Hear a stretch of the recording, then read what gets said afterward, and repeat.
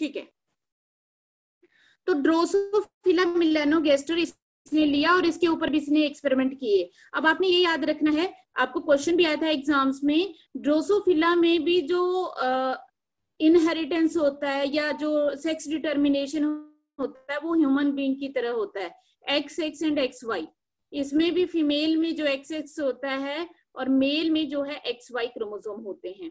अब मॉर्गन ने ड्रोसोफिला को ही क्यों चूज किया था, क्योंकि जो ड्रोसोफिला है पहले तो इसका क्रोमोसोम नंबर कितना था, 8 क्रोमोसोम नंबर, मतलब कितना था, 4 पेयर्स।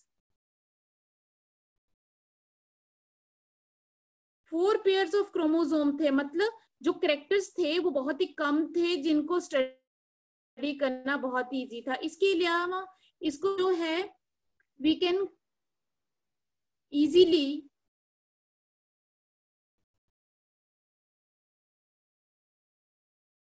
इसकी easily form populations on culture medium. आप इसमें कल्चर मीडियम क्या रखते हो, मीन इसके लिए क्या रखते हो जहां पे ये ग्रो करेगा?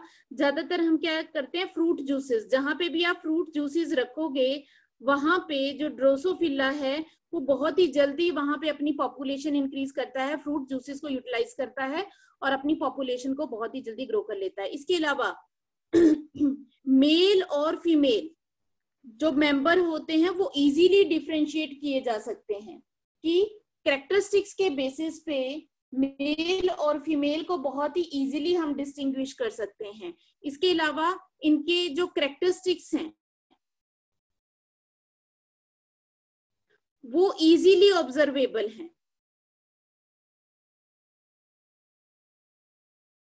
जो कलर्स होते हैं जैसे विंग्स का कलर है, आईज का कलर है, बहुत ही इजीली आप ऑब्जर्व कर सकते हो। तो इस वजह से मॉर्गन ने जो है ड्रोसोफिला के ऊपर बहुत सारे एक्सपेरिमेंट किए और बहुत सारे जो इसने अपनी थ्योरीज और बहुत सारे इनहेरिटेंस के लॉ दिए। लेकिन हमें वहां पे डिटेल में नहीं जाना है क्योंकि हमें सिर्फ थोड़ा सा ही इसके बारे में करना था, मॉर्गन के बारे में ज्यादा डिटेल हम नहीं करेंगे। ठीक है, अब आ जाती है बात डिसऑर्डर्स की।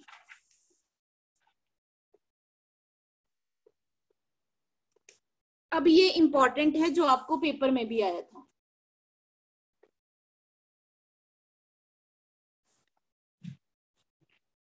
तो जो डिसऑर्डर्स होते हैं बेटा, ये आपने ये याद रखना है, disorders are of 2 type, chromosomal disorders and gene disorders.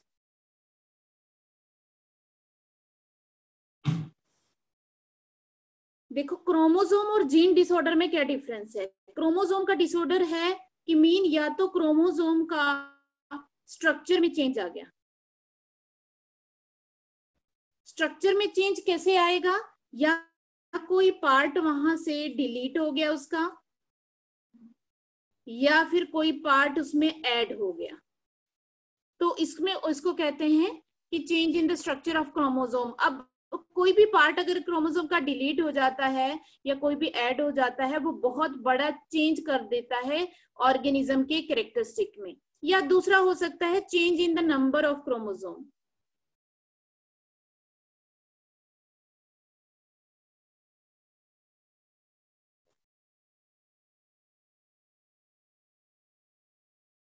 या क्रोमोसोम के जो नंबर है उसमें चेंज आ गया। अब क्रोमोसोम के नंबर में चेंज कैसे आता है, क्रोमोसोम का नंबर चेंज कैसे हो सकता है, मैं आपको बताती हूँ। आपको पता है जब भी मियोसिस होती है तो एक कंडीशन आती है मियोसिस के टाइम पे कि जहां पे जो क्रोमोसोम होते हैं, आपको पता है मियोसिस में क्या होते हैं, क्रोमोसोम पेयर्स में होते हैं इस तरह से।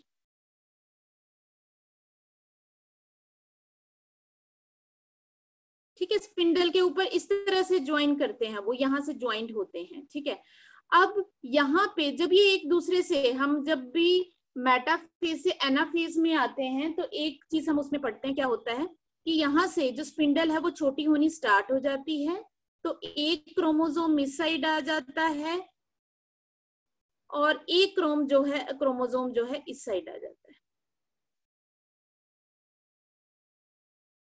ठीक है, इसको कहते हैं डिसजंक्शनिंग।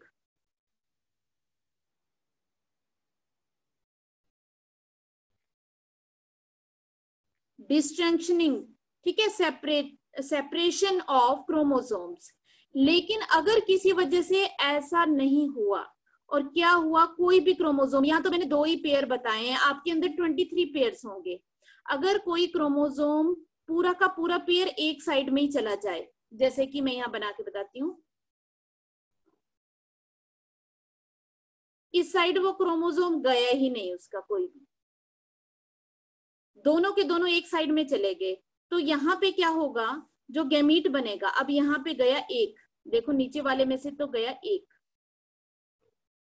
ठीक है, ये तो एक एक सेपरेट हो गए, लेकिन ये दोनों के दोनों जो है एक में ही चले गए। तो इस गैमीट में जो ये सेल बनेगी उसमें क्या होंगे, होना चाहिए था एक, है कितने, 2, ये 2 ये हो गए और तीसरा ये हो गया, तो ये दोनों एक साथ आ गए, होना नहीं चाहिए था। तो यहाँ पे इस गैमीट में क्रोमोसोम नंबर जो है एक क्या हो जाएगा, ऐड हो जाएगा। और ये वाले गैमीट की बात करें तो इसमें क्या होना चाहिए था, इसमें होने चाहिए थे 2, लेकिन अब यहाँ पे सिर्फ एक ही है, ठीक है। ये लास्ट प्रोसेस में भी आप कर सकते हो, जब वो सिंगल आ जाते हैं इस तरह से, उस प्रोसेस को भी अज्यूम कर सकते हो। अब यहाँ पे क्या हुआ कि ये एक ही है और यहाँ पे क्या हो गया, -1, तो यहाँ पे क्रोमोसोम नंबर जो है गैमीट्स में क्या हो गया, चेंज हो गया। तो ये होता है change in the number of chromosome. तो दोनों हो सकता है। अब जीन डिसऑर्डर्स किसे कहते हैं, जिसमें जीन में क्या आ जाए, कोई ना कोई चेंज आ जाए, जिसको हम म्यूटेशंस कहते हैं, नॉर्मली जीनिक म्यूटेशन। जो जीन में म्यूटेशन आने की वजह से डिसऑर्डर्स आते हैं उनको हम मेंडेलियन डिसऑर्डर्स भी कहते हैं।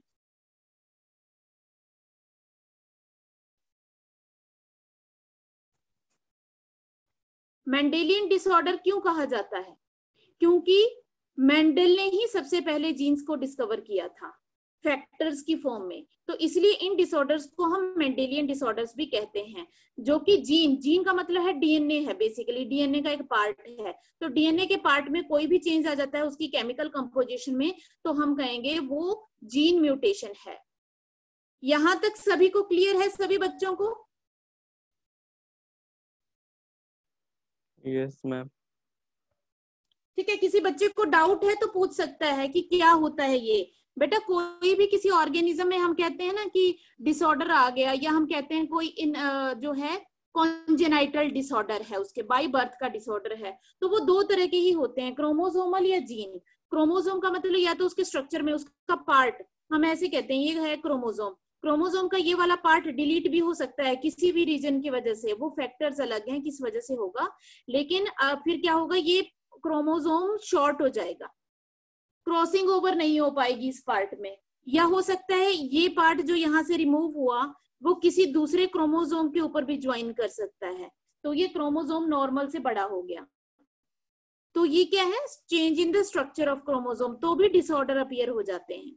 और अगर नंबर ऑफ क्रोमोसोम्स में चेंज आ जाए तो भी डिसऑर्डर अपीयर। जीनिक डिसऑर्डर है जब जीन में चेंज आएगा, ठीक है, तो जीन में चेंज आएगा तो उसको हम मेंडेलियन डिसऑर्डर कहेंगे। आगे अब मैं स्टार्ट करूं बेटा जीन डिसऑर्डर्स को या क्रोमोसोमल डिसऑर्डर्स को, दोनों में से एक जो है मैं अब आपका स्टार्ट करती हूँ। सबसे पहले क्रोमोसोमल जो है 3 डिसऑर्डर हैं, बहुत ही इजी हैं, आप बहुत ही जल्दी उनको लर्न कर लेंगे। 3 डिसऑर्डर आते हैं हमारे पास और हम ज्यादातर करेंगे, एक हम ऑटोसोमल करेंगे और एक हम सेक्स क्रोमोसोमल अबनॉर्मेलिटी करेंगे। मुझे एक बार टाइमिंग कितनी बची हुई है अभी? आई थिंक 10 मिनट्स है। ठीक है, तो सबसे पहले हम आ जाते हैं क्रोमोसोमल डिसऑर्डर्स के ऊपर।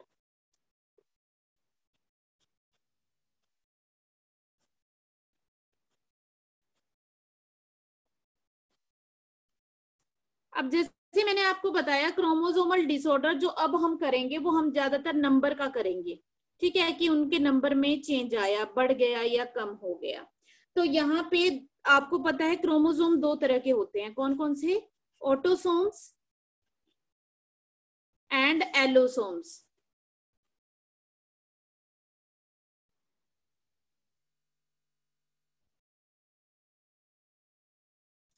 ठीक है, मैं आपको नेक्स्ट लिंक भेज रही हूँ, नहीं तो मुझे दोबारा बीच में ही मीटिंग एंड करनी पड़ेगी। ये पूरा टॉपिक एक ही मीटिंग में कवर हो जाएगा। दोबारा से दूसरी मीटिंग को सभी बच्चे ज्वाइन कर लें। इस टॉपिक को मैं यहीं पे एंड कर रही हूँ।